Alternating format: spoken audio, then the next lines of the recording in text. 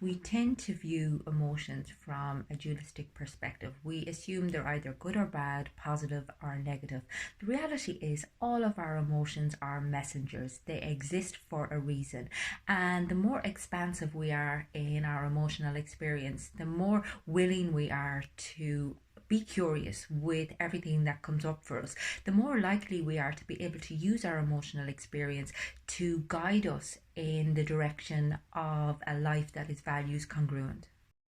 How we deal with our inner world influences every aspect of our life, and yet we spend so much time focusing on what's going on externally, other people and external situations, and even our own external appearance and achievements. Stephen Covey has this fantastic model that describes the circle of concern and the circle of influence.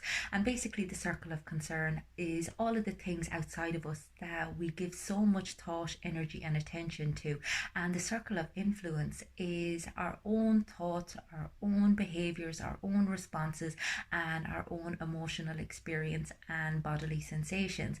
And as I said, we tend to think an awful lot about the external stuff, our external appearance, our achievements, other people's behaviors, and really try to negotiate all of those as opposed to working on what is actually important, and that is our inner world.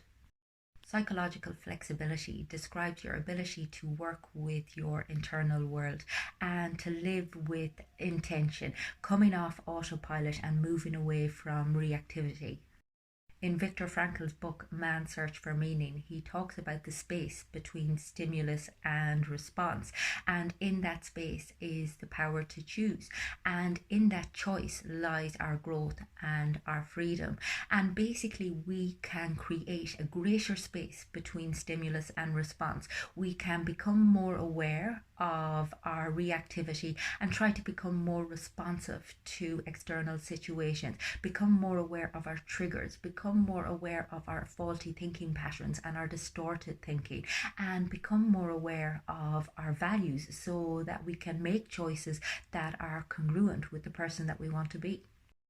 We tend to approach emotions from one of two perspectives. We try to repress them completely, and consequently, they have a massive influence on us without us even being aware of them because we're not acknowledging them.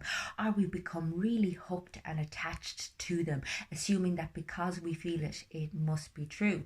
And it's so important to be able to just view your emotions as messengers, as signals that are signposts that tell you what's important to you, but not necessarily facts.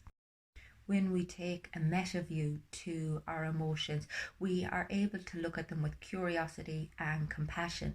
We are able to inquire as to what it is that they're trying to tell us. I mean, even the most uncomfortable and distressing emotions, such as anxiety, such as shame and guilt, they have a message for us. And if we can sit with them, then we're able to decipher what that message actually is.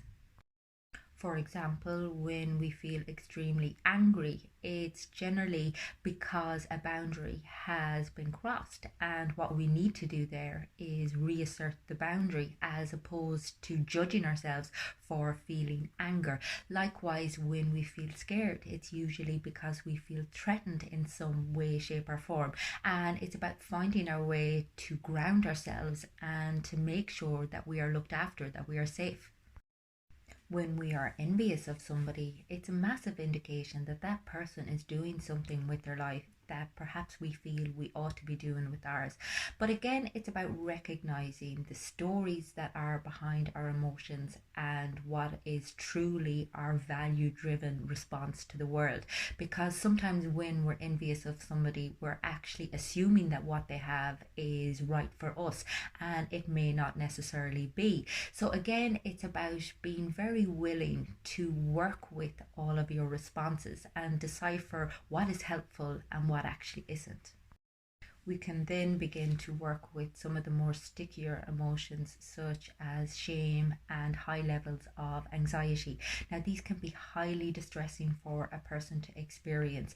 However, the more we identify with shame and with anxiety, the less likely we are to be able to work through it, and consequently we find life extremely difficult, and we create stories that can be really, really hurtful and painful for a person to experience. But by being able to understand the source of the anxiety, the source of the shame that we're experiencing, and to be able to detach from it, to come back from it and work through it, means that we're not so overwhelmed, we're not so enmeshed in what's going on, and we have the ability to experience freedom and to recognize some of the stories that we're telling ourselves, and to move in another direction that is less painful, more compassionate, more loving. And again, this is a process. It's not something that you're going to perfect overnight. It's not something that you're ever going to perfect. I mean, we can spend our entire lives discovering who it is that we are and discovering new aspects of ourselves. However, the more open we are to that, the more self-aware we're going to become, and consequently the less reactive our lives are going to be, the less we're going to be running around the place firefighting, and the more value aligned our life is going to feel like. If you would like to work with me on developing psychological flexibility, get in touch with me on my website. It's fundamentals.ie.